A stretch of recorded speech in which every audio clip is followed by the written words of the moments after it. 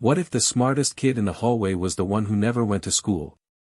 At Jefferson Middle School, 12-year-old Marcus, a quiet black boy who spent his days helping his father mop classrooms, became the target of a visiting professor's cruel laughter.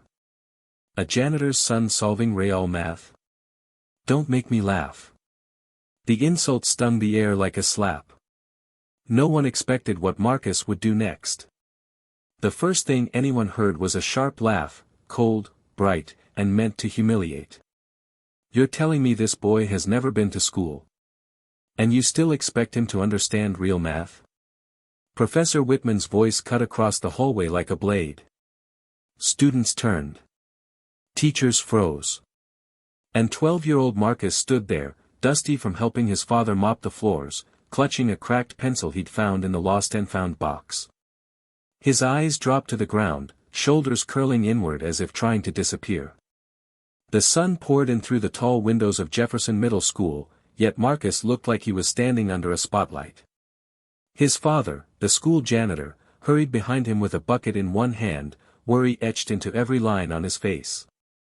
But the professor only sneered. You expect us to believe a janitor's boy, who has never attended a single class, can even read an equation? A hush fell. Someone whispered, why is he being so harsh?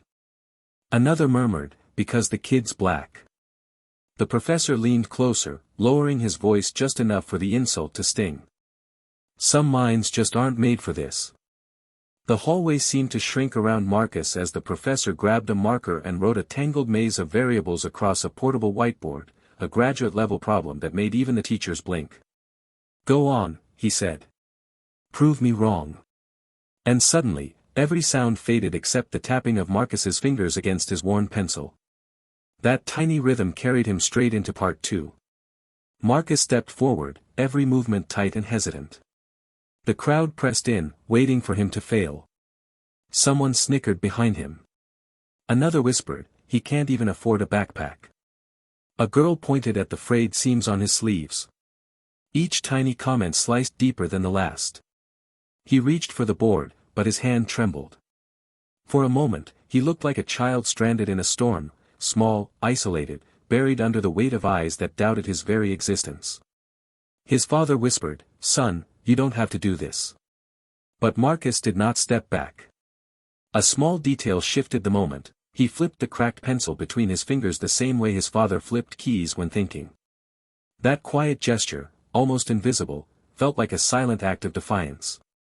The professor folded his arms. Well? What are you waiting for? A miracle? Murmurs rippled across the hallway. Marcus took a breath, eyes scanning the impossible equation. He didn't blink. Numbers fell into place inside his mind like beads sliding on a wire. His father watched with both fear and hope tightening his jaw. If this happened to you, being mocked, cornered, humiliated, what would you do? Marcus lifted the marker. The hallway went still. He began writing. Slowly at first, then with unnerving certainty. Steps, reductions, substitutions, clean, elegant, precise.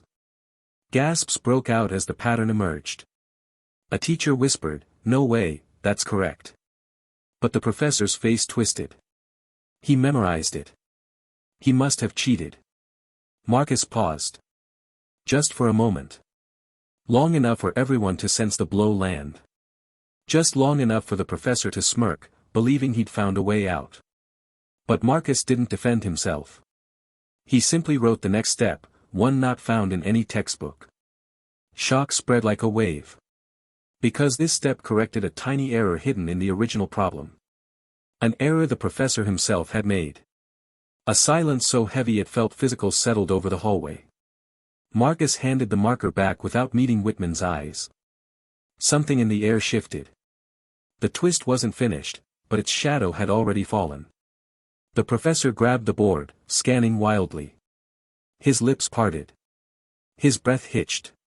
He checked the equation again, then again, tracing the corrected line with a shaking finger. This isn't possible. His voice cracked. Marcus finally spoke, quiet but steady. I learned from your books. The ones in the library basement. The ones you threw away when you updated your edition. A teacher stepped forward, eyes wide. He caught your error, Whitman. In front of the entire school. The professor collapsed into silence.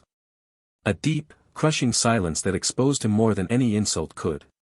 Marcus looked down at his cracked pencil, then offered it to his father with a small, grateful nod, as if the pencil itself had carried him here.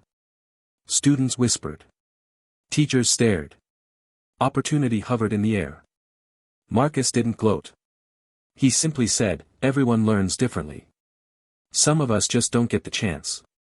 And the hallway, once filled with mockery, became a place where truth hung bright and undeniable, refusing to fade.